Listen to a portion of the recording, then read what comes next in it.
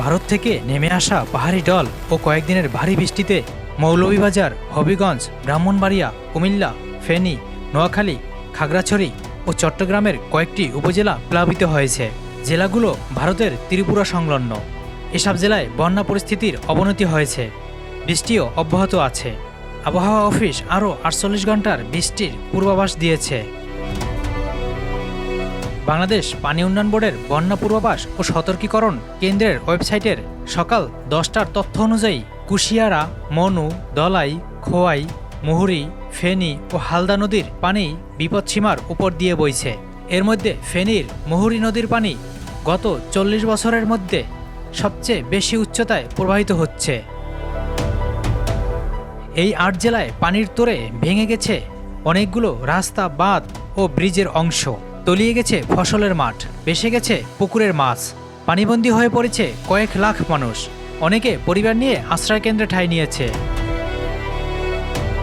বন্যা পূর্বাভাস ও সতর্কীকরণ কেন্দ্র আজকের বুলেটিনে জানিয়েছে, ভারতের ত্রিপুরা সীমান্তবর্তী অঞ্চল এবং ত্রিপুরার ভেতরের অববাহিকায় ভারী থেকে অতি ভারী বৃষ্টি হচ্ছে।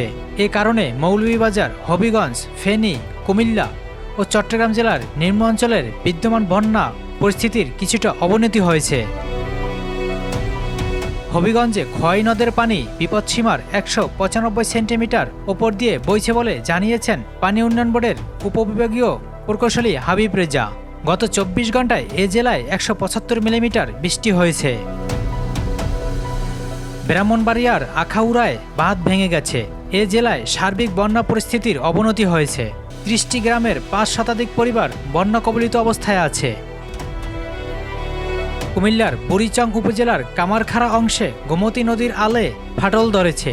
ফাটল অংশ দিয়ে পানি আসছে। এতে আতঙ্কিত হয়ে বেড়িবাঁধে আশ্রয় নিয়েছে 5 শতাধিক পরিবারের সদস্য। নোয়াখালীর 8 উপজেলাতেই পানি বেড়েছে। এখানে 4 দিন ধরে টানা বৃষ্টি হচ্ছে। বৃষ্টির পানি আটকে থেকে বন্যা পরিস্থিতির অবনতি হচ্ছে।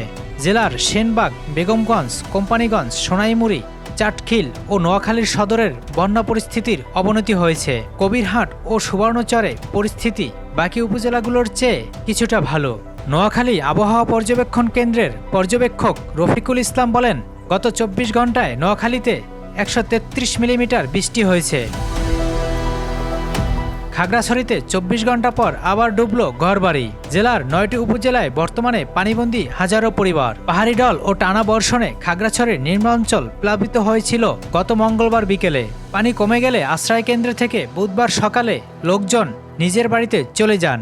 তবে আজ বৃহস্পতিবার ভোর 5টা থেকে হঠাৎ ঢলের পানি নেমে আসে। শহরের অধিকাংশ নিম্নাঞ্চলে পানি বাড়তে থাকে।